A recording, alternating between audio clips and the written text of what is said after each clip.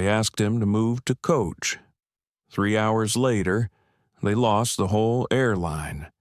But who was the man they turned away? Why did he walk away so quietly only to return with the power to rewrite the entire industry? Was it just about a seat, or something far deeper about worth, identity, and the silent standards that decide who belongs in first class? In a world where appearances still dictate access, one man chose not to fight back with fury, but with precision. Not with outrage, but with architecture. What began as a humiliating moment at a boarding gate became the spark that ignited a movement across continents. So what happens when someone doesn't just resist the system, but replaces it? This is the story of Nathaniel Cross, a quiet visionary who turned discrimination into disruption and dignity into a global brand. It's a story about power, presence, and the difference between being seen and being respected. If stories like this move you, challenge you, or simply make you believe again, like, share, and subscribe. Because what you're about to witness isn't just a story, it's a new way to fly. Now, let's begin. Valemont International had the kind of hum only seasoned travelers noticed: a low, rhythmic murmur of movement roller bags clicking across tile, muffled boarding calls over imperfect speakers, children laughing near vending machines, the hiss of espresso machines behind glass. It wasn't a chaotic place, just alive. Gate E3 was busier than usual that afternoon. The 4:45 p.m. Aerov Vista flight to Vancouver had been delayed twice, and first-class passengers were already forming an unspoken hierarchy with glances and subtle shifts in posture. Business types in tailored suits, a retired couple with matching eye masks, 2 influencers in beige sweatsuits filming a travel day vlog. Then there was Nathaniel Cross. He stood slightly apart from the crowd, not by choice, but by natural gravity. Tall, shoulders relaxed but unmissably straight. He wore a charcoal gray zip hoodie over a crisp white t-shirt, tailored black joggers, and a pair of slate sneakers so spotless they looked sculpted. His carry-on was a black leather duffel, scuffed at the corners. Nothing about him shouted wealth, but nothing about him asked permission either. He held his phone in one hand, scrolling through what looked like code or system diagnostics. His fingers moved slow, intentional. The other hand tucked into his jacket pocket, his stance patient-anchored. The gate agent called for first-class boarding. Nathaniel didn't move immediately. He took one more breath, waited for the line to shorten, then walked forward. "Good afternoon," he said, offering his boarding pass with a calm nod. The gate agent, a woman in her 20s with nervous energy and dark curls pulled into a bun, scanned his ticket. "Mr. Cross, you're all set. Seat 1A. He nodded again and walked through the gate. But as he reached the entrance of the jet bridge, a voice stopped him. "Excuse me, sir." He turned. A woman in a navy uniform with platinum blonde hair pinned tight at the nape of her neck approached with a practiced smile that didn't quite reach her eyes. Her name tag read Shelby Grant, in-flight supervisor. "I just need a quick word before you board," she said, stepping slightly into his path. Nathaniel paused. Of course. Her smile faltered for a moment. She looked him over, not rudely, but not kindly either, like she was scanning a barcode that wouldn't quite register. "There's been a small adjustment," she said lightly. "We've had a special accommodations request from a diamond-level passenger. We'll need to move you to seat 11C still with extra leg room." Of course. Nathaniel blinked slowly. I don't understand. My seat assignment is 1A. Shelby's tone didn't change, but her voice dropped half a note. We just ask that our premium cabin passengers adhere to a certain standard of presentation. Nothing personal, of course. He looked at her, not with anger, but a kind of tired clarity. Is this about what I'm wearing? He asked softly. A few heads nearby turned. A mother, holding her toddler, paused mid-step. One of the influencers lowered her phone slightly, listening. Shelby hesitated. It's just some guests find it distracting when premium seating doesn't reflect the prestige of the experience. Nathaniel held her gaze. I see. He didn't argue. Didn't ask for a supervisor. Didn't raise his voice. Instead, he stepped aside, pulling gently on the strap of his duffel and walking away from the gate as if he were simply heading toward another coffee stand. Behind him, the murmurs started. Someone said, "What just happened?" Another whispered, "That guy looked important." One teenage boy turned to his father and asked, "Dad, isn't that the guy from the keynote last month?" The father frowned, unsure, but a young woman standing a few feet away had caught everything. Her phone was still recording, initially aimed at herself for a travel vlog, but now it captured something else: Shelby's careful tone, the phrasing, the request for a downgrade, and Nathaniel's calm exit. She didn't say anything at first, just whispered, almost to her followers. This is what quiet discrimination looks like. Watch how it doesn't yell. It suggests, it adjusts. She didn't know that video would reach over 3 million views in 4 hours. Nathaniel, meanwhile, had reached the far end of the terminal and taken a seat near an unused gate window. Planes taxied in the distance, the sky outside tinged gold with the approaching evening. He pulled out his phone again. There was a single message waiting. Leland Strauss signed the agreement. Investment finalizes Friday. He stared at it for a moment, then typed one line in return. Not anymore. Initiate contingency protocol. Use my credentials. He locked the phone, no anger on his face, just stillness. The kind of stillness you feel right before something shifts. The flight attendants moved with effortless precision as boarding continued. The scent of citrus disinfectant still lingered in the air, mingling with the sharper edge of reheated espresso and cool cabin air. In first class, a steward named Trent Mallory, clean-cut with a gelled side part and clipped tone, arranged folded blankets on the plush leather seats. Seat 1A sat empty. The diamond status passenger who had taken its place, a silver-haired man in a camel trench coat, unfolded a paper, unconcerned. A gold pin with the Aerov Vista crest glinted on his lapel, signaling elite loyalty. He hadn't asked questions. He hadn't needed to. Further down the aisle, Shelby Grant smoothed her skirt, tugged it at the waist, and leaned toward Trent. Keep an eye on the cabin. Make sure it feels elevated.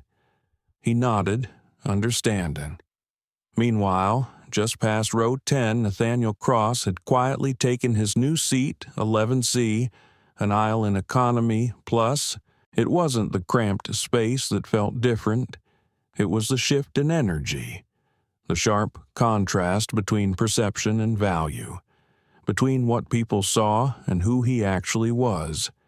He wasn't sulking, wasn't stewing. Nathaniel was observing, watching, feeling every cold glance that assumed something unflattering. The way a man in 11A glanced at his hoodie and then at his wife, wordlessly. The way the woman across from him took just a second too long to shift her purse away from the aisle, The irony was almost poetic. Crosslink Systems had quietly powered half of Aerov Vista's back-end aviation stack booking algorithms, AI-powered customer routing, predictive delay protocols. His company didn't just supply infrastructure, it supplied intelligence. And yet, here he sat, legs nudging the seat in front of him, folded in like he had no name. "Sir, would you like a water?" Nathaniel looked up. It wasn't Shelby this time, it was a younger attendant. Her name tag read Ava. She looked nervous, almost apologetic. "I'm okay, thank you." She hesitated, then blurted, "I'm sorry. I saw what happened earlier." Her voice dropped. "That wasn't right." Nathaniel gave a small nod. "It's all right, but it wasn't. Not because of ego, not because he needed to be seen, but because he'd earned that seat. And more than that, he knew how many others like him had walked onto planes, into boardrooms, through hotel lobbies, and been quietly displaced, moved, reassigned, and told it was just policy." He leaned back and closed his eyes. Behind them, memories flickered. His mother, scrubbing floors at a hospital in East Briar, North Carolina. His first pitch deck, printed at the public library because he couldn't afford toner. The time an investor asked if he was the CTO's assistant. He'd survived all of it. So a seat change didn't hurt him, but what hurt was knowing they didn't even see the damage being done. At the front of the plane, Shelby double-checked her notes. Her movements were sharp, practiced. She wasn't a villain. She didn't think she was one. She was tired. She'd worked hard for her position. She thought about the email she'd gotten that morning from corporate, a reminder about brand coherence and high-visibility passengers. She thought she was doing her job. What she didn't know, what she couldn't imagine, was that the man in 11C could pull every line of code supporting her payroll from under her feet with a 5-word command. What she did notice, however, was the rising buzz of tension in the back. Passengers were talking, whispering.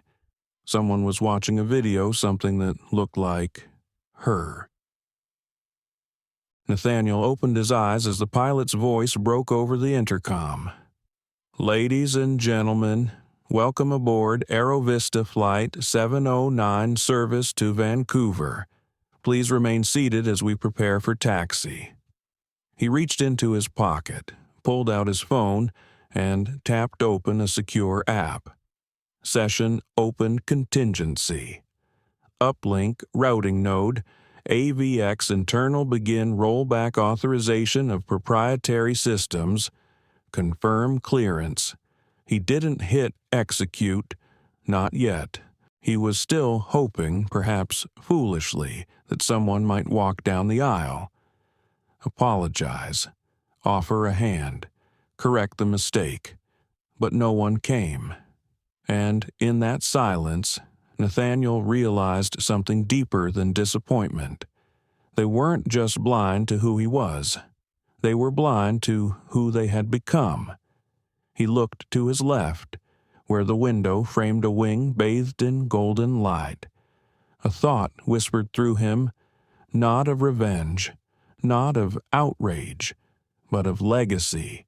What if this moment wasn't the insult? What if it was the invitation? A chance not to shout, not to prove, but to build something that didn't ask for permission in the first place. At 5:12 p.m., Flight 709 took off from Valemount International, climbing into calm skies. Nathaniel glanced one last time at the rows ahead of him, the people sipping wine, oblivious, the flight attendant with the perfect posture. He clicked confirm. The cabin lights dimmed as Flight 709 leveled out at cruising altitude. Somewhere overhead, The sun lingered just behind the clouds, casting a pale warmth over the fuselage like a promise withheld. Nathaniel Cross sat with his hands folded over his lap. He wasn't reading, wasn't typing, just sitting beside him. A man in his 60s flipped through a magazine without looking up. Across the aisle, a toddler giggled at a cartoon on a tablet. Everything seemed ordinary, but inside Nathaniel, something churned. Not anger, not even sadness, something heavier, something that had no name, only weight. He was 12 the first time he heard someone say, "You don't look like someone who belongs here." It had been a science competition. Regionals. Nathaniel had built a solar-powered irrigation model out of recycled materials and lawn sprinkler parts. It had taken him months. He remembered standing next to his project with his hands tucked into the sleeves of a second-hand hoodie, shoes scuffed, knees dust-stained. The judge, a white man with square glasses and a clean part in his hair, glanced at the name tag on the table and then at Nathaniel. "You built this?" he asked, voice laced with disbelief. "Yes, sir." "Where'd you learn how to do that?" Nathaniel had shrugged, unsure how to explain that he read engineering blogs on borrowed library computers and used cardboard boxes from his mother's job at the grocery warehouse. The judge smiled, but not kindly. "Well, very impressive. Just be sure to dress more professionally at state. First impressions matter." Nathaniel had smiled back. Even then, he knew what was really being said. It wasn't about the hoodie. It was about the equation between appearance and credibility. Now, 30 years later, he sat in a premium economy seat of a jetliner he helped power wearing a $220 hoodie made from sustainable fabric by a designer who'd once called him a mentor. And still, somehow, it wasn't enough. When is it enough? His fingers tapped his knee, slow and steady. He glanced out the window again, watching the clouds shift beneath the wings. "Excuse me, sir." It was Ava again, the younger attendant. She looked like she had more to say, but didn't know how. "Are you comfortable?" Nathaniel turned toward her and smiled, gently. "You're kind to ask. Thank you." She lingered, then lowered her voice. "I think you should know. There's a video of what happened. People are sharing it. It's already on Twitter. Someone tagged the airline." Nathaniel nodded once. It was bound to happen. Ava bit her lip. "It's kind of blowing up." He looked down at his phone. Notifications were muted, but a private app on his home screen pulsed red. Crosslink alert live stream tagged. 50K shares and climbing. Meanwhile, hundreds of miles away, Marcus Wren stood at the center of Crosslink's executive floor. Screens blinked alive around him, displaying code strings, dashboards, and predictive fail-safes. He was tall, precise, wearing a steel blue vest over a crisp white shirt, sleeves rolled to the elbows. The kind of man who didn't ask if the storm was coming. He watched wind speeds and prepared for impact. A quiet ping lit up the center screen. Session confirmed uplink protocol, executive access code NC-XR57. Authorization Nathaniel Cross, status ready for multi-system disengagement. Marcus didn't blink. "He really did it," murmured Julia Ray, the head of network security. "He gave them a chance," Marcus replied quietly. "They wasted it." Back on the plane, Nathaniel finally opened his phone and watched the video. It was a shaky 10-second clip, but everything was clear. Shelby's voice, The word presentation, the shift, the dismissal, his quiet step away from the gate. The comments were brutal. Some defensive, just follow the dress code, no big deal. But many others were furious. That man was profiled, plain and simple. We've all had a Nathaniel moment before. Enough. He walked away like a king. That's power. Nathaniel's jaw tensed. Not from ego, from grief, because they weren't wrong, and he was tired of being the proof that systems were broken only when a polished, palatable version of blackness suffered. Would they care this much if he wasn't a CEO? If he had been a teenager in slides and a graphic tee, if he had spoken up instead of staying calm, would they call him dignified or disruptive? The plane hit a small patch of turbulence. The seatbelt sign pinged. Nathaniel didn't move. He stared at the seat ahead of him, unfocused. He thought of his father, a man who drove freight trucks through icy Appalachian passes, who told him once, over bitter coffee and cold eggs, "Son, you've got two choices when they underestimate you. You can correct them, or you can let your silence do the correcting later." His father never lived to see Nathaniel build Crosslink, but his voice lived on in every quiet decision. And right now, silence would speak louder than a confrontation. Right now, precision would do what protest couldn't. By the time the aircraft began its descent into Vancouver, the storm was already moving quietly beneath the surface. Nathaniel gathered his bag and stood when prompted. As he walked off the plane, he nodded once to Ava, who gave a small, respectful smile. Shelby stood at the front, thanking each guest. When Nathaniel passed, she gave a polished, "Thank you for flying with us without a hint of recognition." He didn't pause, but he did say softly, just enough for her to hear, "First class isn't what you see, it's what you carry." And then he stepped onto the jet bridge, into the unraveling that would follow. It was nearly 700 p.m. local time when Nathaniel Cross stepped into the cool evening air outside Vancouver International. The sky had just begun to soften into indigo, and the wind held that crisp western edge that made everything feel cleaner than it was. He didn't head for a car, not right away. Instead, he stood still under a curved stretch of glass where taxis circled and shuttles lined up like obedient soldiers. The world moved around him unaware that something had just shifted. Nathaniel opened his phone, thumbed over a secure icon, and watched as a live terminal log began updating in real time. Process confirmed access points. Severed AI routing engine, degraded mode, predictive delays, disabled, passenger risk modeling offline. Each line blinked with brutal calm. He didn't smile, but his chest exhaled like a pianist hitting the first key of a sonata that would unravel everything that came before it.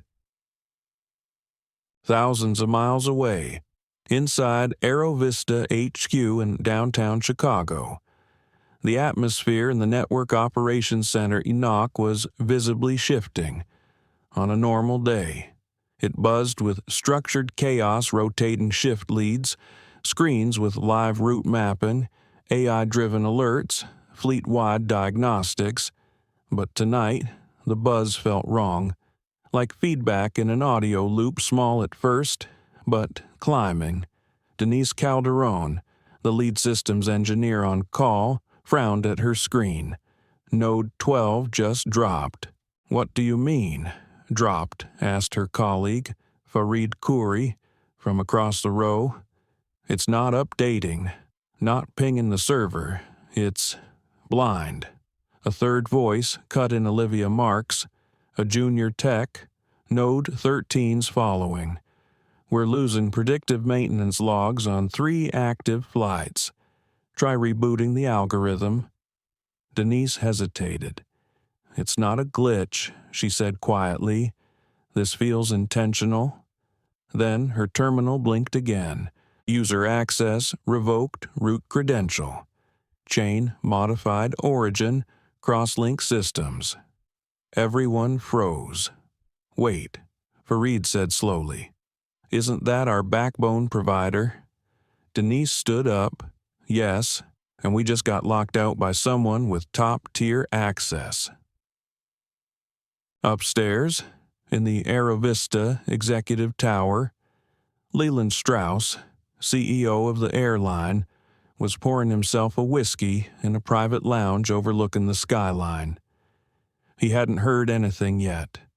He was still riding high from the morning board meeting where the Crosslink investment proposal had been greenlit to expand operational AI tools across the fleet. 17% equity, a handshake deal. That's what he thought. He hadn't checked his phone. Not the 12 missed calls.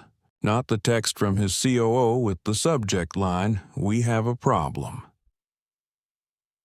Meanwhile, inside Crosslink's strategy room in Midtown Manhattan, the lights were dimmed but the atmosphere was electrified. Marcus Wren leaned over the live dashboard wall, eyes sweeping across multiple feeds, technical breakdowns, social media, airline sentiment scores. To his right, Julia Ray was compiling evidence packets recording every disabled system, time-stamped, geo-verified. "Are we exposed legally?" Marcus asked. "Not even a little," Julia replied, her fingers flying across her tablet. "We're not attacking. We're simply ending a service agreement that they just reminded us was voluntary." Across the room, a young analyst pointed at the screen. "Sir, the video's gone viral. 1.6 million views and counting, hashtags climbing." Marcus's jaw tightened. "Good. Let it build. Just enough visibility to pull the curtain off." In the lobby of a quiet, tech-forward hotel in Vancouver, Nathaniel checked into his room under a different name. Not because he feared being seen, but because he wasn't the story. He set his bag down slowly, stretched, and walked to the window. Outside, the glass reflected a city lit from below. Inside, his phone buzzed. A message from Marcus. Phase 1 complete. 12 nodes down. Fail-safes deployed. No noise, no fingerprints. Nathaniel replied with just 2 words, Phase 2. Then he turned his phone over. He needed silence now. Not because he had nothing to say, but because the world was about to hear everything without him saying a word. Back in Chicago, panic had begun to bloom inside Aerovista's operations floor. Systems were degrading by the minute. Passenger check-ins froze mid-input. Digital gate assignments vanished. Crew scheduling dashboards went blank. "Is this a cyber attack?" someone whispered. "No," Denise murmured. "This is a reclamation." At 9:14 p.m., just as Leland finally read the text, his phone buzzed again. Incoming message, Crosslink Systems, termination of services. The email was brief, impeccably worded, legally tight. Due to recent events surrounding the unjust treatment of Mr. Nathaniel Cross on Aerovista Flight 709 and following a breach of ethical confidence, Crosslink Systems will begin the immediate and permanent withdrawal of all contracted services from Aerovista Airlines, effective 9:00 p.m. CST. Below, in smaller text. This includes AI scheduling, routing software, cybersecurity layers, delay management protocols, and embedded predictive engines. Leland dropped the glass. By midnight, flight delays across 6 major U.S. hubs surged 34%. Terminal kiosks flashed red. Screens read, "Please see a gate agent for assistance." Except the gate agents couldn't see anything either. Passenger complaints flooded in. Social media lit up. Airline bloggers started asking questions. Why is Aerov Vista's internal system going dark? Anonymous tip, Crosslink just pulled the plug at 1:17 a.m. Someone finally asked the right question in the board group chat. Wait, isn't Nathaniel Cross that Cross? The answer came in the form of a link to a 45-second clip now topping 3.5 million views. Nathaniel, the gate, the calm refusal, the quiet power. He hadn't made a statement. He hadn't posted a single word, and yet everyone was watching. The morning sun hadn't yet reached its full height, but Aerovista's PR inbox was already drowning. The media firestorm had begun sometime after 4:00 when an early morning aviation blogger posted a suspicious flight pattern map showing 6 grounded aircraft and 0 updates on the airline's digital feed. He asked a simple question. What happened to Aerovista's AI systems overnight? That tweet was shared 15,000 times before the sun cleared the skyline. By 6:22 a.m., passengers from Boston, Atlanta, San Diego, and Seattle had taken to TikTok and Instagram, uploading shaky videos from darkened gate lounges. The captions varied but carried the same energy. No updates, kiosks down, staff confused. What is going on with Aerov Vista? And beneath those, threaded like fire through dry leaves, was the clip. Nathaniel Cross, standing calmly at the gate, ticket in hand, the voice off-screen. "We need you to change seats, sir. Presentation policy." His reply, "I'm properly dressed." The decision, the dismissal, the way he didn't raise his voice, only walked away. By 7:04 a.m., the #1 trending hashtag in the country was "Not Just a Seat." Inside Aerovista's headquarters, chaos bled through every floor. Leland Strauss, CEO, hadn't slept. Neither had Cynthia Graves, the airline's general counsel, nor had Arjun Batra, the CTO, who now sat in a glass-walled war room on the 35th floor with a laptop open, sleeves rolled, and panic creeping just beneath the surface of his voice. "They've disabled every predictive tool we own," Arjun said. "Our entire ecosystem ran on crosslink integrations. That's not a plug we can just reinsert." Leland rubbed his temples. "I thought we had fallback systems." "We did," Arjun said, exasperated. "They were phased out 2 years ago. Efficiency upgrades. Your idea." At that very moment, in a cafe 2 blocks away, Janelle King, a morning news anchor, was reviewing her segment notes for the day. A junior producer slid a tablet across the table, whispering, "This just broke." She scanned the screen and froze. Within seconds, her fingers were dialing. "We're leading with this. This is no longer a system failure story. This is a civil rights headline. Make sure we get his name right. Nathaniel Cross. Cross. Meanwhile, in his quiet Vancouver hotel room, Nathaniel stood near the window, sipping a cup of black coffee, watching the steam curl upward like a question mark. His phone remained face down. He hadn't opened any of the dozens of request media, investor, government. He didn't need to. The message had already left his hands. Across the table, Elijah Tao, his senior operations analyst, sat with a laptop open, monitoring the flow. "We're past 8 million views," Elijah said. "Crosslink's stock is climbing, and EquaJet, just hit 2.1 million unique visitors." Nathaniel didn't blink, and Aerov Vista down 11% as of 15 minutes ago. Investor calls surging, media coverage turning full tilt. "You want to see the headlines?" "No." Elijah looked up, surprised.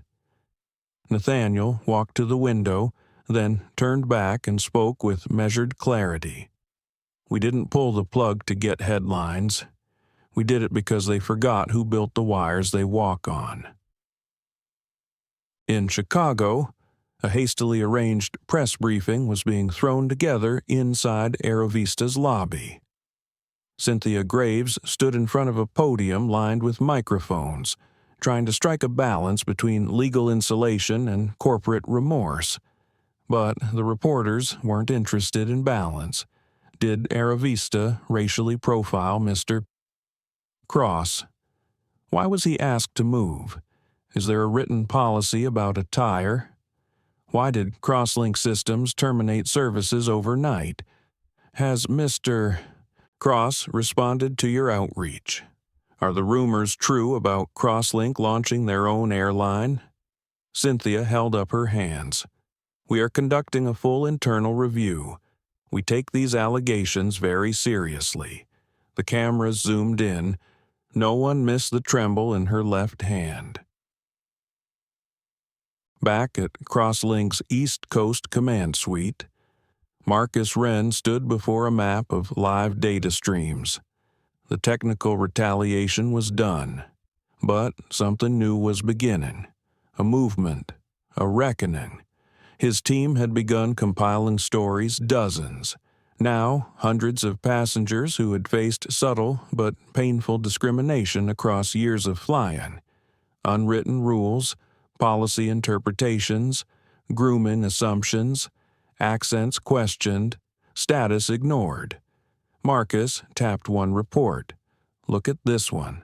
A woman in Denver flagged because her afro obstructed the headrest. That's real. That happened last year. Julia Ray entered with a tablet in hand. Nathaniel doesn't want to be the face of this," she said. "But it's not up to him anymore. He lit the match. Now people are ready to burn the handbook."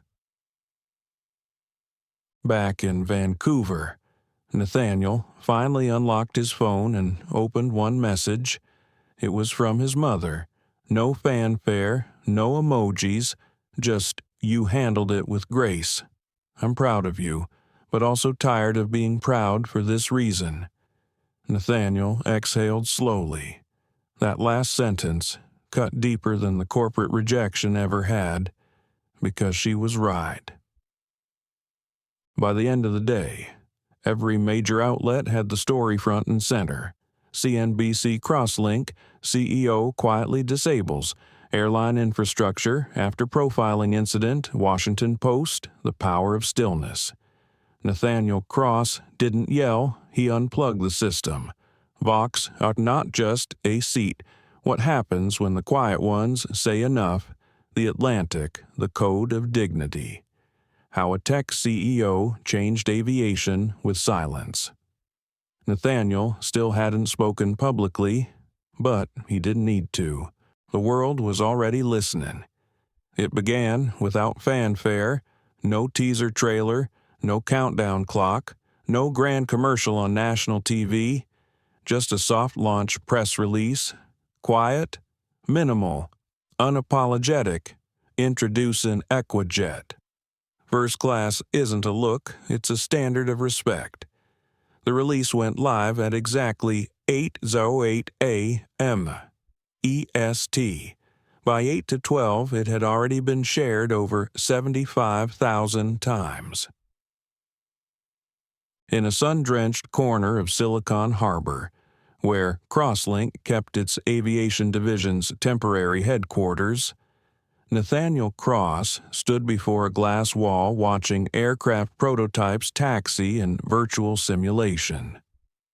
The team called it the Quiet Bay, an operations floor with no phones ringing, no raised voices, no performative urgency, only purpose, clarity, flow. Elijah Tao entered, tablet in hand. It's out. Nathaniel didn't turn from the window, and the reaction mixed, hopeful, furious, inspired, confused, all the right kinds of noise. Nathaniel nodded slowly. I didn't start this to compete with Aerovista, he said. I started it because I wanted to remember what flying felt like when it still carried dignity. We made the skies efficient, but we forgot to make them humane. Elijah gave a faint smile. Well, the press wants your voice and your face. CNN wants you for a primetime sit-down. So does Bloomberg. Forbes is calling you the silent architect of a new era. I'm not interested in being an era, Nathaniel replied. I'm interested in being a blueprint. Across the country, in a modest apartment outside Detroit, Avery Reynolds, a former flight attendant who had quietly resigned from Aerovista 6 months earlier, stared at her screen with trembling fingers. She hadn't intended to cry, but there it was, the headline, the branding, the message. A first-class seat doesn't have to be expensive. It just has to come with basic respect. Her own resignation letter flashed back in her mind, one that had never been answered, only filed away. I cannot serve in an environment where I am expected to smile at passengers but not be heard by management. She opened her email and wrote 5 words, I want to work here. Back inside EquaJet's design studio, the walls were covered in textured prototypes of seat materials, layout blueprints, and passenger experience maps. But something else lined the wall too. Letters, dozens, then hundreds, handwritten, emailed, transcribed voicemails from teachers, parents, bus drivers, veterans, young coders, all sharing moments when they had been dismissed, looked over, quietly judged for not fitting the standard. It was Julia Ray's idea to collect them, to make them visible. Nathaniel had read every single one. He now stood before them in silence, eyes resting on one letter from a 14-year-old student in New Jersey. I don't know much about business, but I know that when someone like me sees someone like you stand up by sitting down, it changes something inside. You didn't make noise, but you made space. Nathaniel whispered softly, that's the whole point. In Chicago, Aerovista's internal crisis had gone nuclear. Another 7% drop in stock value. Unions agitating, IT partners severing ties, a board meeting emergency vote in the works. Inside the boardroom, Leland Strauss sat flanked by senior leadership, none of whom could meet his eye. Across the table, Cynthia Graves spoke through a tight jaw. We've verified the leak. Crosslink's IP was used to initiate a launch protocol for EquaJet within hours of the Flight 709 incident. Leland rubbed his face. So he built a competitor in real time. Arjun Batra corrected him. No, sir. He didn't build it in real time. He activated it. This wasn't revenge. This was readiness. Back at EquaJet, Nathaniel sat in a quiet conference room with no lights on, just morning sun pouring in, and a single document before him. Founding principles, 10 lines, etched like poetry, written weeks before the gate incident ever occurred. They weren't corporate slogans, they were declarations. Respect is a right, not a reward. Visibility does not equal value. Dignity isn't a policy, it's a posture. Access must be earned but never assumed. First class isn't a price point. It's an attitude. At the bottom, Nathaniel had written in his own hand, "Our silence will not be the absence of voice, it will be the presence of purpose." The press conference was never officially announced. Yet by noon, a small glass auditorium in the Silicon Harbor was filled to capacity. Journalists from every major network sat with cameras trained forward.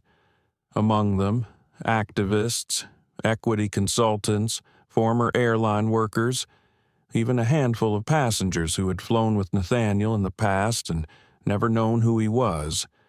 No curtain, no booming music, no lights, just a simple stage, and one microphone.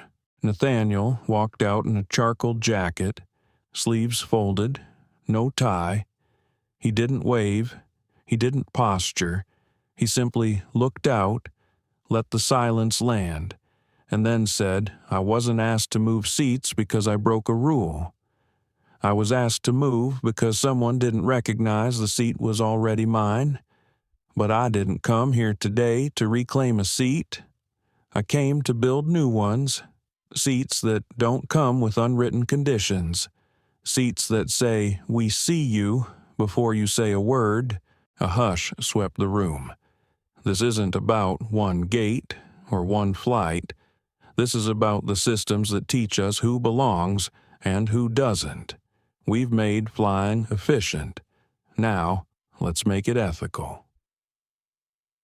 As the applause built low at first, then rising Nathaniel's eyes moved not toward the cameras, but toward the first row, where a small group of former Aerovista employees sat, each wearing a subtle navy pin with silver wings the EquaJet logo.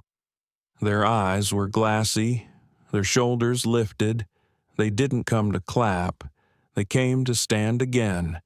2 weeks after the launch of EquaJet, the airline was already operating 2 test routes. One was a short-haul flight from Silicon Harbor to Newport City, and the other, less publicized, was a quiet loop between Austin and Seattle, using leased aircraft temporarily rebranded with EquaJet's crisp silver and navy insignia. Both were sold out. Both had wait lists. Neither had a first-class or coach designation. Everyone boarded through the same gate. Everyone sat in wide, comfortable seats. Everyone was offered the same courtesy before they were asked for credentials. Back in the temporary HQ, Nathaniel sat beside a long glass wall overlooking the innovation floor. Engineers moved through collaborative zones.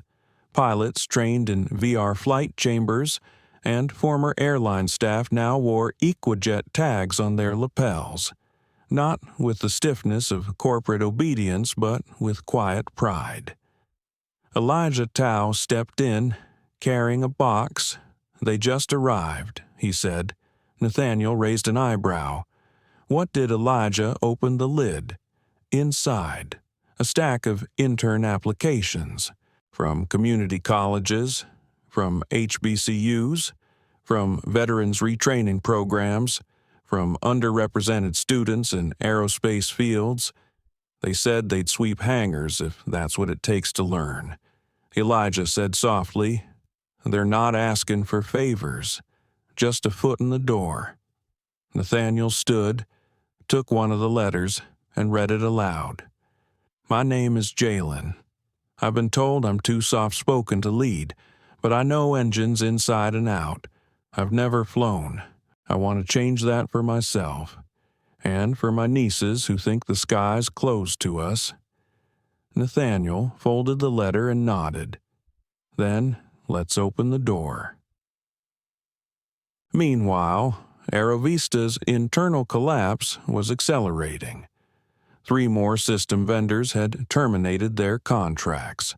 A leaked internal email thread surfaced where executives debated whether attire guidelines should be enforced only on high-visibility passengers.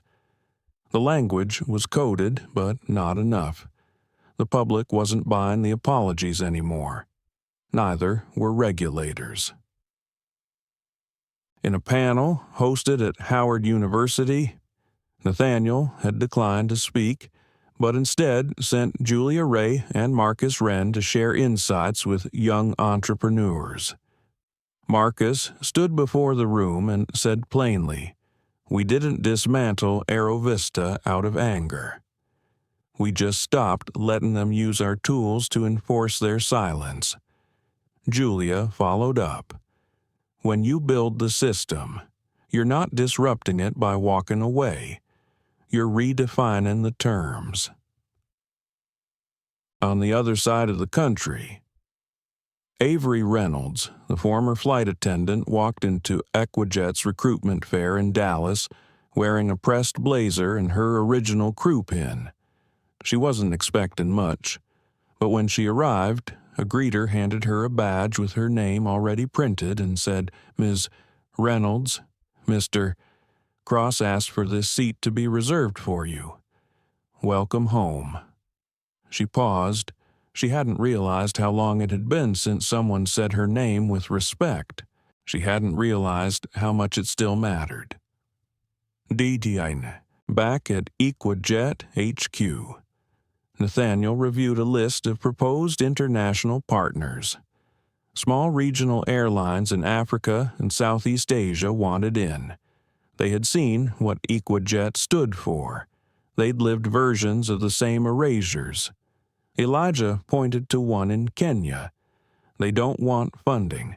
He said they want access to the EquaJet model, shared code, shared crew training, shared values. Nathaniel replied, "Then we don't franchise. We federate. We grow this as a standard, not a brand." By late afternoon, an emergency board call was underway at Aerovista's Manhattan Tower. Leland Strauss looked 10 years older than he had a month before.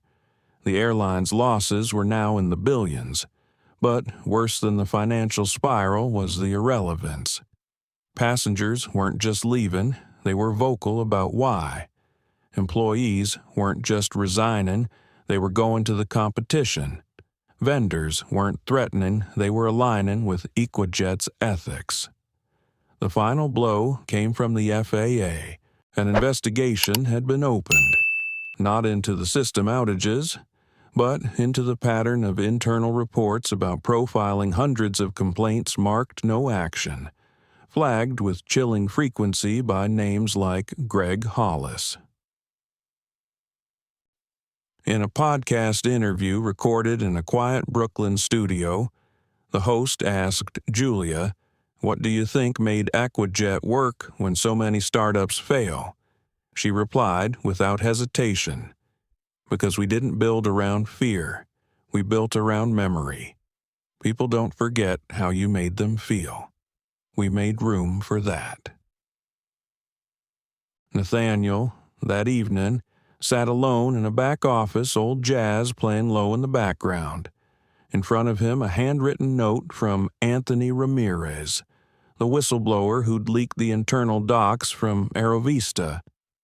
"I didn't think anyone would listen. I just knew I couldn't keep helping them pretend." Nathaniel folded the letter and whispered, "You didn't have to shout. You just had to tell the truth." As dusk fell over Silicon Harbor, a quiet ceremony took place inside EquaJet's central hangar. The first fully branded EquaJet aircraft built under their new design, ethics, and engineering specs rolled out from the maintenance bay. On the side of the plane, etched just below the cockpit windows, were 5 words: "You were never invisible here." The hangar smelled of new steel and jet fuel, clean, mechanical, full of potential. But Nathaniel Cross wasn't looking at the aircraft.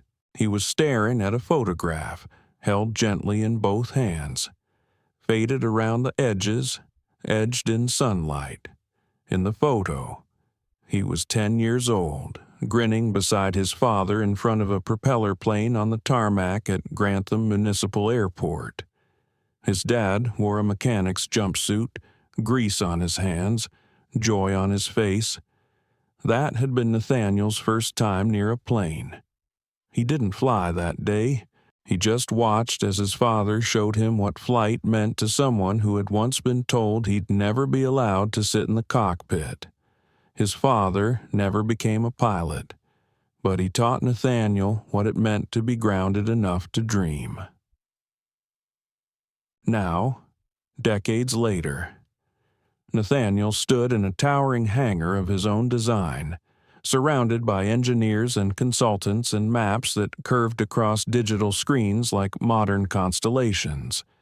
And still, he felt the pull of that photo. He handed it to Elijah Tao, who had just walked in. "You ever wonder," Nathaniel said softly, "how much of this is just us trying to honor a promise we were too young to make out loud?" Elijah glanced at the picture. All the time.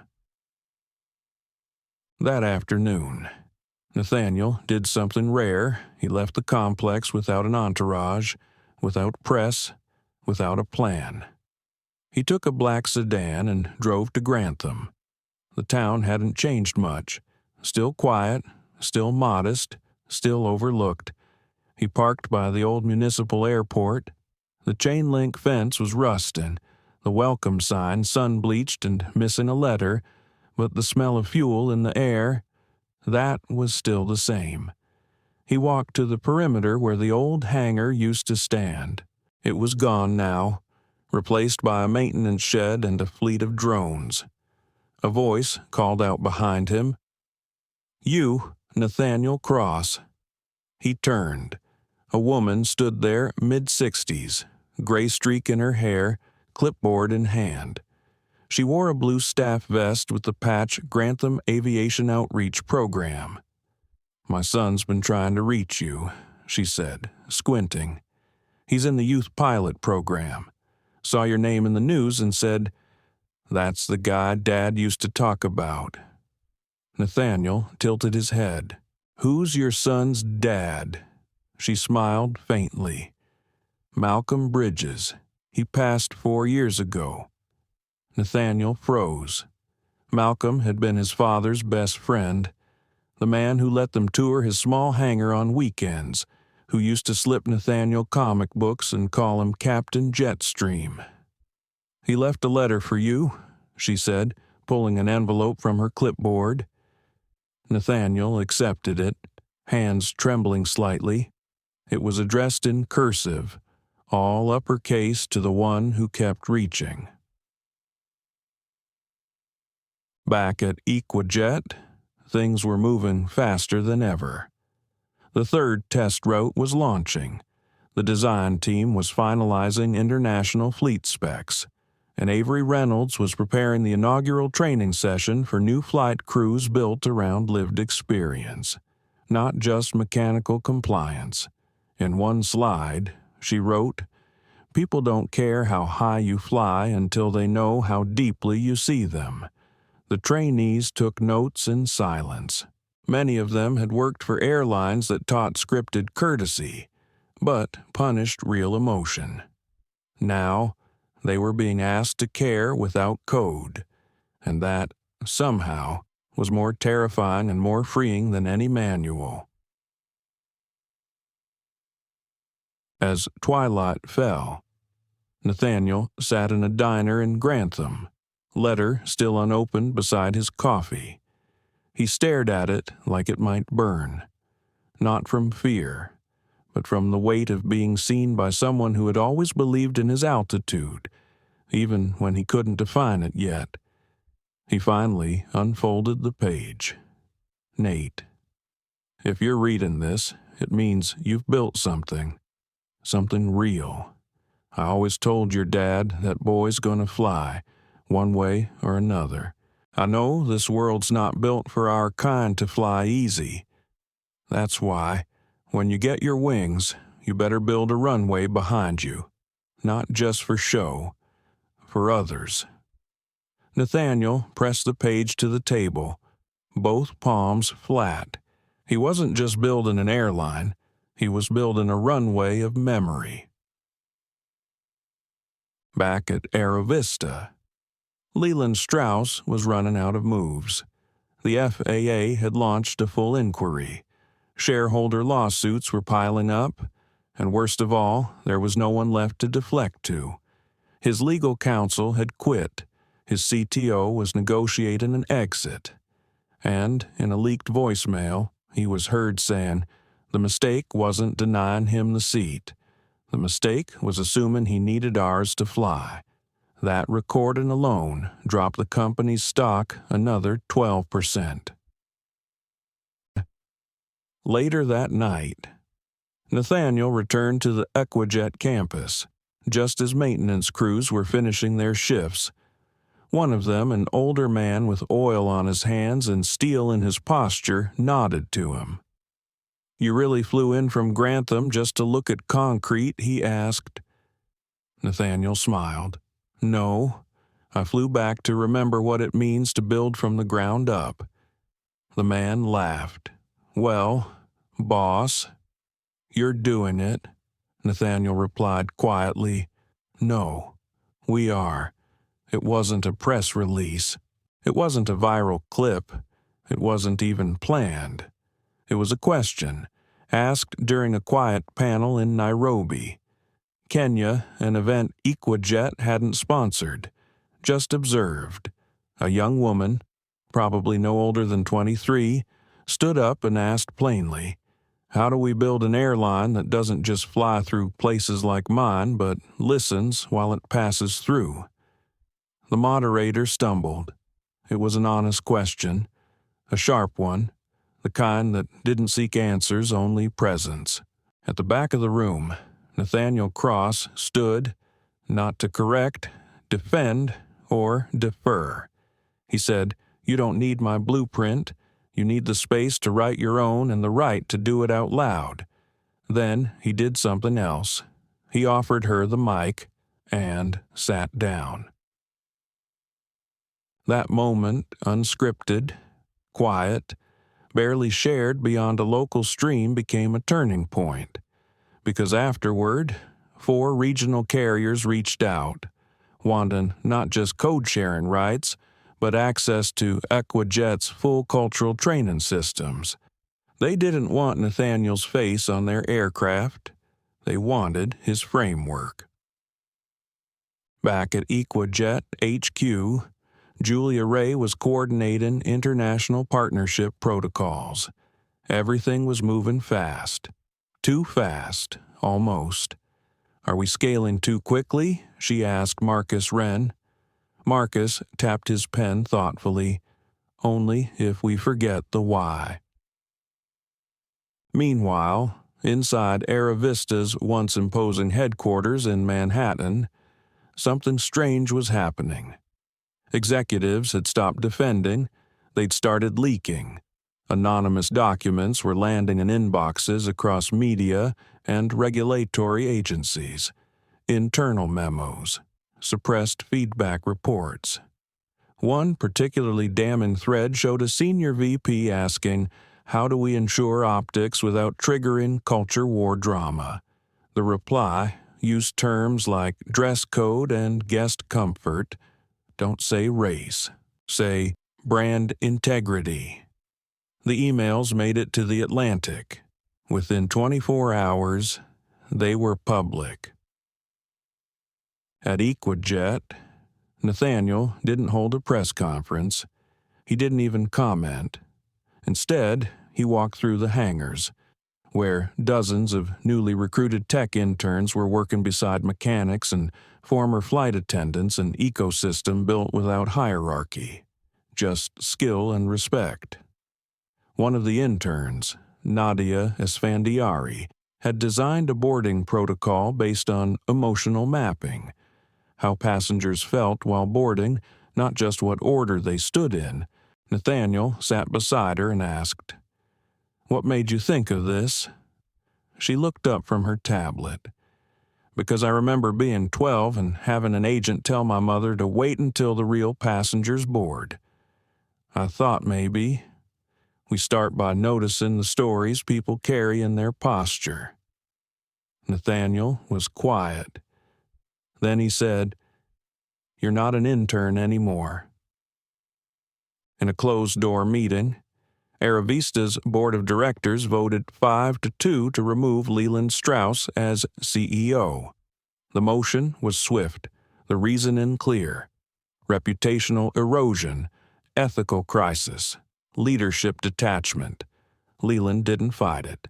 He didn't speak. He just stared at the exit sign and muttered. He didn't even raise his voice. Later that week, Nathaniel received a handwritten envelope, no return address, just a line across the front. "You told me I wouldn't recognize the seat was already mine." Inside, a single sentence I do now, no signature. Nathaniel folded the letter carefully and tucked it beside Malcolm's. He didn't need to know who sent it, because the point wasn't who admitted fault. It was that someone had seen the structure that caused it. Avery Reynolds's training program was now being studied by 2 Ivy League schools and adapted for global use. She was no longer just a trainer. She was becoming an architect of emotional literacy in aviation. In one of her modules, she said, "We teach turbulence and safety drills. Why don't we teach what it means to be told, even silently, that your presence is a problem?" No one had an answer, but everyone wrote it down. Elijah Tao approached Nathaniel in the lounge later that day. "We're being invited to a global aviation summit," he said. "UN level, Geneva, ethics in the sky." Nathaniel raised an eyebrow. "Do they want our insight or our silence?" Elijah smirked. "Does it matter? We're not going to give them either. We'll give them the future." Inside EquaJet's think tank room, digital maps lit up, routes, patterns, pinpoints of presence, not just profit hubs but justice corridors, flights planned through underserved regions, airports previously avoided due to low brand exposure, now marked in green. Marcus Wren called it route equity, not as charity, but as recognition. On the streets outside EquaJet, murals had begun to appear.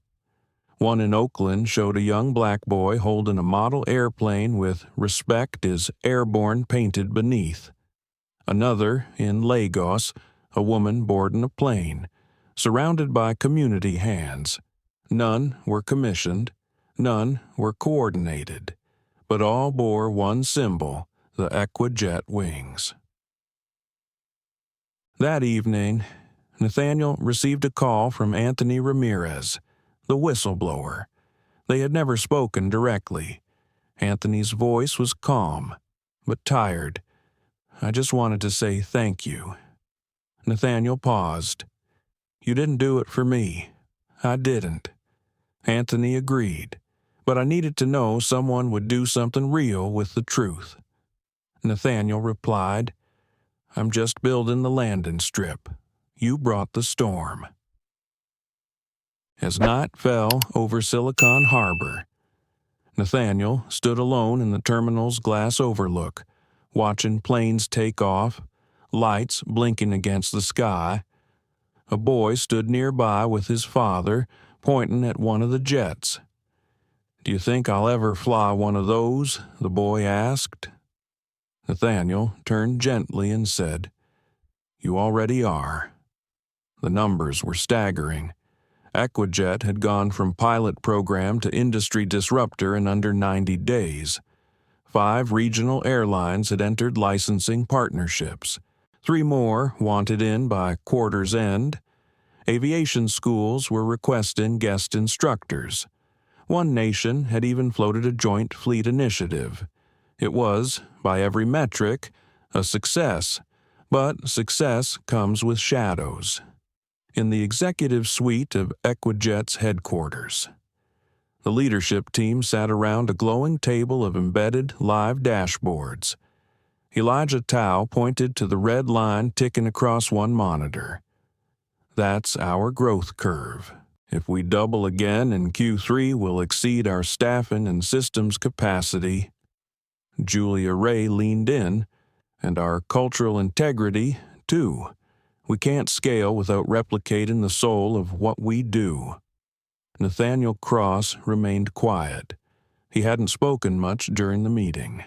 His gaze was fixed out the window, where a newly painted EquaJet plane lifted into the clouds elegant, sure, and utterly unaware of gravity. Later that night, Nathaniel sat alone in the test simulator room, lights dim, only the hum of systems around him. He watched a flight path trace across digital skies, curved lines, clear altitude, no turbulence, no reroutes.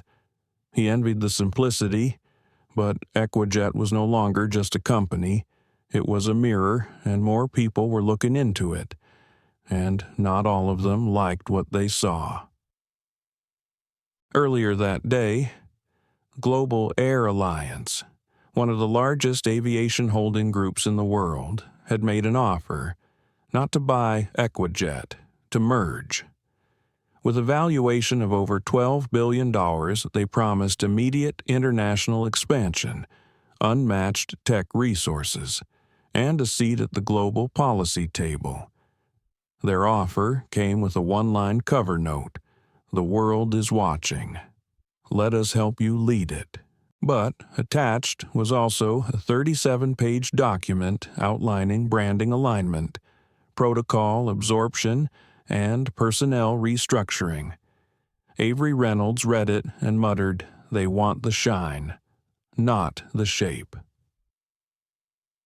In a quiet cafe on the edge of Silicon Harbor, Nathaniel met with Marcus Wren, no agenda, no suits. Marcus sipped his coffee and asked, "What are you afraid of more, saying no and limiting what this can be, or saying yes and losing what it already is?" Nathaniel stirred his tea. What if it was never meant to go global? Marcus tilted his head. Then why did the world find us anyway? Silence. Wait. The kind that presses against the ribs. Meanwhile, across the country, Aerov Vista was unraveling no longer in scandal, but in apathy. Their new CEO issued a bland apology tour, made vague promises of inclusion, announced a new DEI task force. It barely trended. No one cared, because the story had moved on and it didn't involve them anymore. In one interview, a former Aerovista executive said, "The real death wasn't the boycott, it was when passengers stopped talking about us entirely." Back at EquaJet, Elijah entered Nathaniel's office with a thick file. "This is everything from Global Air, full breakdown, legal says it's solid." Nathaniel didn't reach for it. Instead, he asked, "Do they want our systems or our silence?" Elijah exhaled. "They want the credibility we've earned without the accountability we live by." Nathaniel stood, moved to the glass wall. Below, a crew was helping an elderly passenger test new accessibility pathways. No cameras, no show, just presence. That was the brand. That weekend, Nathaniel disappeared. No one knew where. No phones, no updates, just gone. For 48 hours, the world spun, and for once, EquaJet led it. He reappeared on a beach near Carmel Point, walking barefoot, a weathered notebook in hand. Inside were pages of scribbled quotes, sketches of future terminals, lists of questions. At the bottom of one page was a single line, "A company is not a conscience." but it can become one if we guard it. He returned Monday morning and called an all-hands meeting. Every employee, in person or remote, was invited. There was no stage, no press, no script. Nathaniel stood in front of a simple slide that read, "Where we're going." He began. "We started this because one seat was denied, but the seat was never the point. The point was who got to define worth, and how often that definition is written in silence." He paced slowly. Now they want us to scale, to grow, to globalize, and they promise support if we'll shape our message into their comfort. But I didn't build this to be digestible. I built it to be true. The room was still. So we're not merging. We're not franchising. We're federating. We'll help others build, not just carry our name, because this isn't about domination, it's about dignity. Applause didn't erupt. Instead, a different sound relief, as if everyone had been holding their breath. And finally, someone reminded them why they chose this place in the first place. That night, Nathaniel wrote a single sentence in his notebook. "Scale is not the same as soul." Then he added a second. "But if you're careful, they can fly together." The airport in Reykjavik, Iceland, was cold. Not just the air, but the atmosphere. A storm had grounded 3 international flights. Passengers shuffled in quiet frustration. Cots lined the terminal, luggage piled like driftwood, and among the restless crowd, Nathaniel Cross sat. No entourage, no announcement, just a coat, gloves, and the look of a man watching not the delay, but the patterns behind it. He noticed things. The family with 2 small children offered the worst seats. The elderly man whose wheelchair had no proper footrest. The gate agent overworked, alone, clearly avoiding eye contact with black and brown passengers. Some things hadn't changed. Not everywhere. Not yet. Back at EquaJet HQ, Elijah Tao stood before a new strategic planning map. It wasn't built around revenue or reach. It was built around repair. "We're calling it the Access Corridor," he explained to the team, a partnership network with regional carriers in underrepresented countries bringing safety, standards, and voice. Marcus Wren nodded. Not charity, not PR, just dignity without conditions. Avery Reynolds added quietly, "And no branding requirements. They don't need to wear our wings to carry our values." At the same time, a news cycle stirred. The National Aviation Council had nominated EquaJet for a Legacy Leadership Award, their highest civilian honor, for contributions to industry innovation and ethics. It came with recognition, funding, and visibility, a seat at global summits, a voice in policy reform, and cameras, lots of them. But it also came with conditions we encourage honorees to attend in formal dress, prepared remarks in hand, and keep tone positive and future-focused. That last line made Julia Ray laugh bitterly. They want the speech, not the substance. They want the suit, not the scars, Marcus said. Elijah placed the nomination form on Nathaniel's desk. He didn't pressure him. He just said, "You don't have to accept this, but you deserve to decide what visibility means for us." Nathaniel left the office without a word and flew to Reykjavik. Not for a summit, not for a ceremony, for a reminder. Inside the terminal cafe, Nathaniel watched a young woman get up from her seat to offer it to a man holding an oxygen tank. No one prompted her. No one applauded. He watched a teenage boy carry coffee to an overwhelmed staff member, quietly, without drama. It was still possible. Even in cold places, kindness could still land first. Suddenly, a voice crackled over the terminal loudspeaker. EquaJet flight 118 from Raykir to Nairobi now boarding. Nathaniel's eyes widened.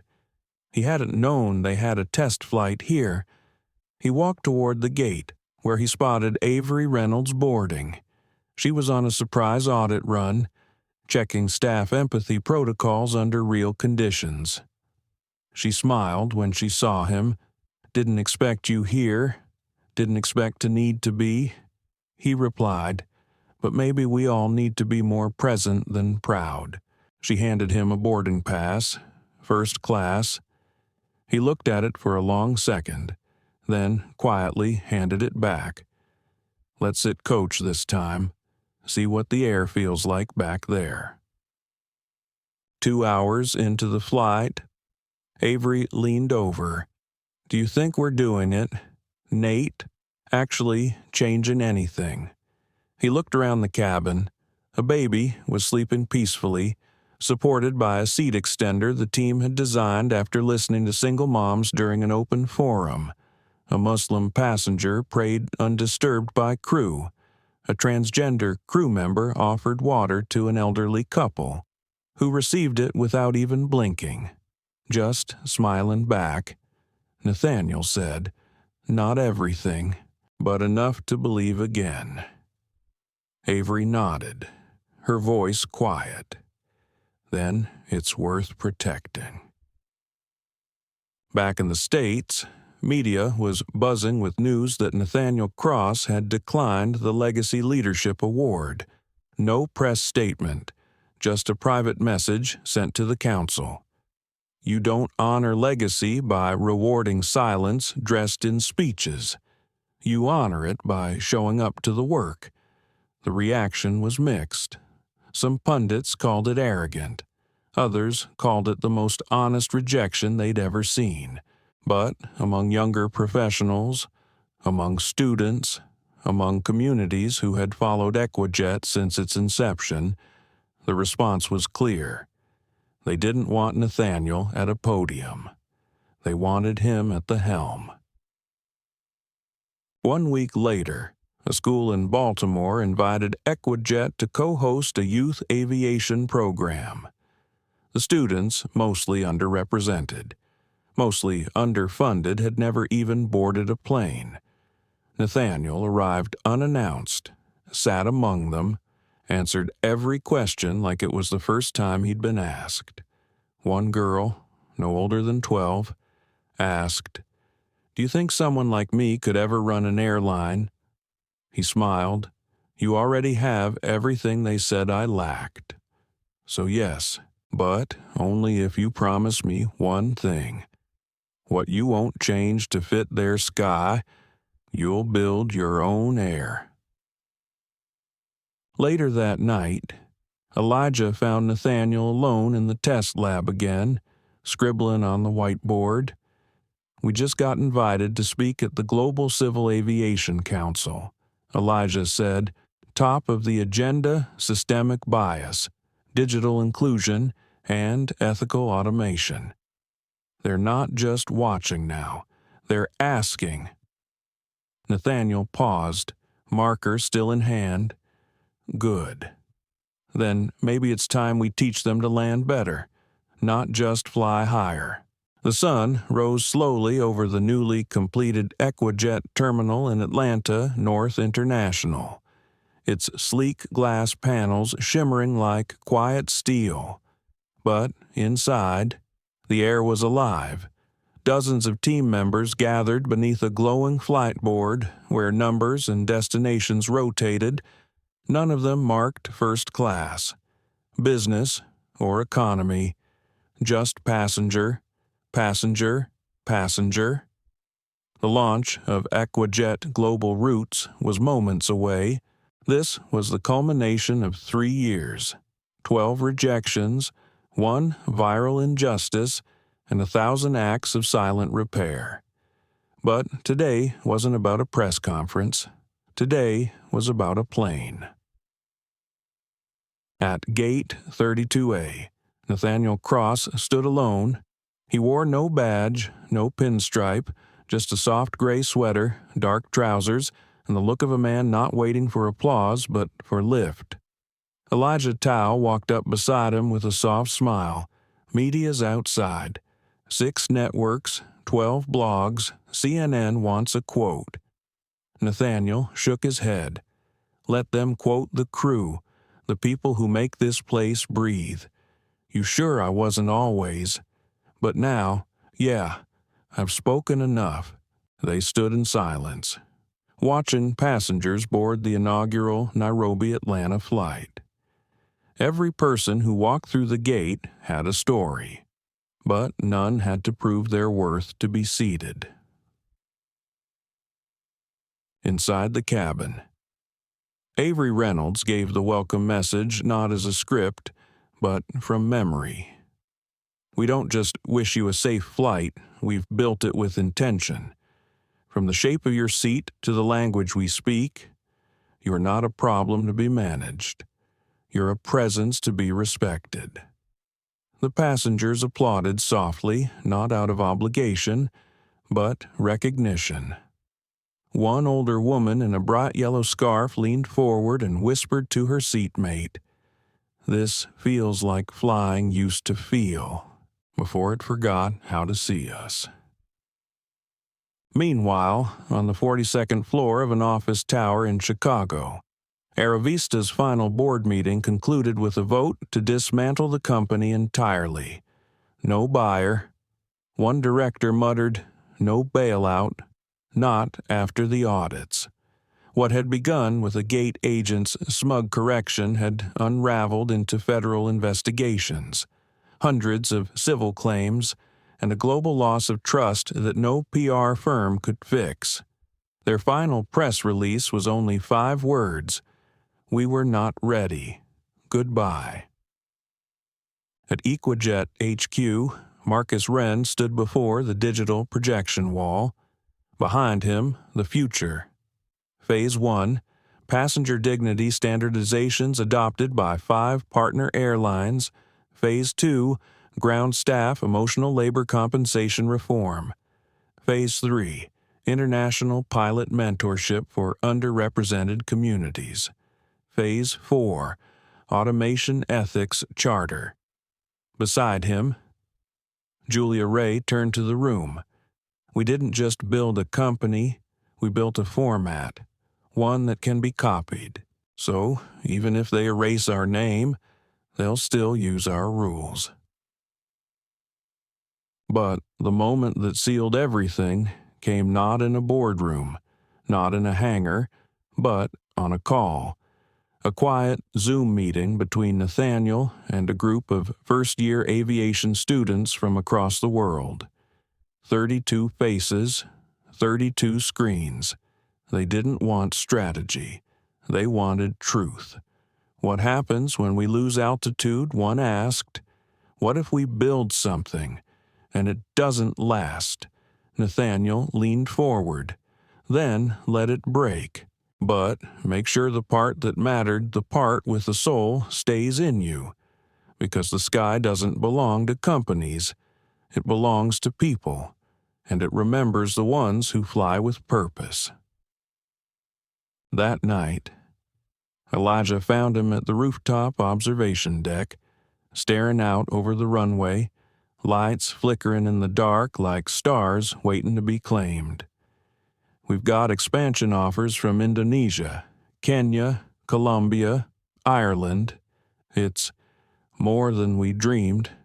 Nathaniel nodded slowly. Then we protect the dream. No rushed deals, no diluted codes, no chasing what we've already outrun. Elijah took a breath. And you? What's next for you? Nathaniel didn't answer right away. He stared at the horizon, then said softly, I think it's time someone else flies the next leg. I'll be here rewriting skies from the ground. The next morning, Nathaniel walked into the main terminal one last time, not as CEO, but as founder emeritus. A plaque had been installed near the departure gates. It didn't list his titles or honors, just a single quote engraved into polished steel: "Respect isn't luxury, it's altitude." They asked him to move to coach. They saw his hoodie, not his humanity. They judged his appearance without knowing they were turning away the architect of their future downfall. But Nathaniel Cross didn't shout. He didn't demand revenge. He built something better. Because sometimes the loudest form of resistance is to rise in silence. In a world where racial bias often hides behind policies, and where power is handed to those who look the part, Nathaniel reminded us of something profound. Respect isn't a luxury. It's a right. And sometimes you have to lose the seat they deny you to build the airline they could never imagine. This wasn't just about one man's dignity. It was about all of ours. Every denied boarding pass, every quiet humiliation, every moment someone was made to feel less than wrapped into a single flight that never took off. But out of that flight came a movement, and out of silence came change. So what do we do now? We remember, we speak up, and when necessary, we build our own sky. If this story moved you, if it made you feel seen, or reminded you of someone who needs to be, please like, share, and subscribe. Because here on this channel, we don't just tell stories, we reclaim them. And next time someone says you don't belong, you'll know exactly where to fly.